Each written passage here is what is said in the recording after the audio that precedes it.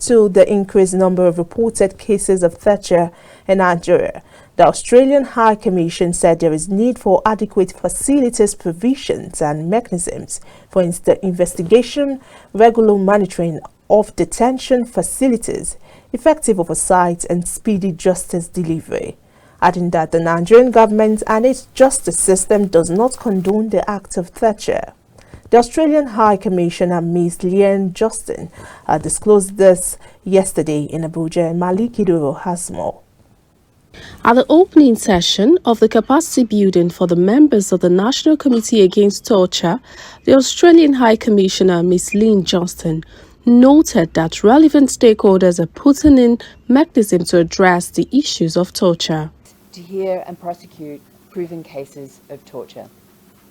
On behalf of the Australian Government, I urge you to work with the Nigerian Government to put an end to what some perceive as the institutionalised practice of torture, and to brief members of the international community, such as myself, on the outcome of your visits to detention centres, your interviews with detainees, and the progress of the complaints lodged by victims and their progress through the courts.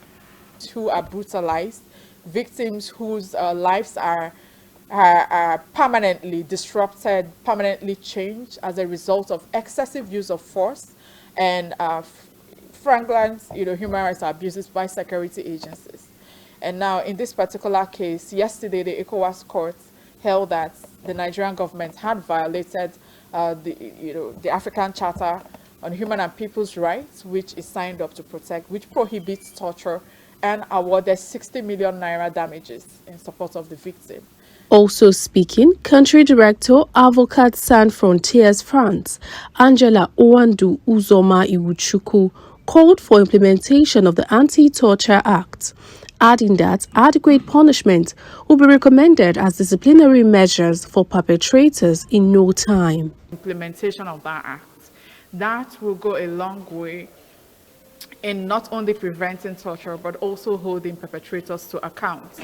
We believe very firmly, as I said earlier, that justice for victims of torture would not be enough unless perpetrators are held to account.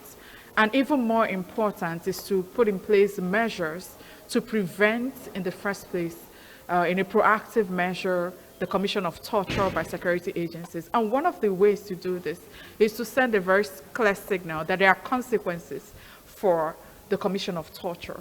The Anti-Torture Act prescribes up to 25 years imprisonment for security agencies who indulge in torture. It's been criminalized. While lending his voice, Executive Director, Access to Justice, Joseph Ote, said this capacity development series for members of the National Committee Against Torture will help to reduce issues of torture in the country. Complicit, in the use of torture, government has passed the Anti-Torture Act 2017, but there has been not one single prosecution under that act.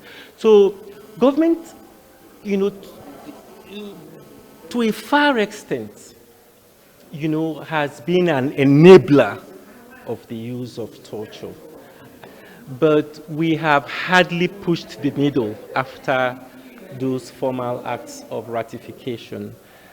We haven't developed the mechanisms that we needed to safeguard against the use of torture in Nigeria. And so the infliction of very cruel, brutal, grievous violence against persons who are in custody has been virtually systematic.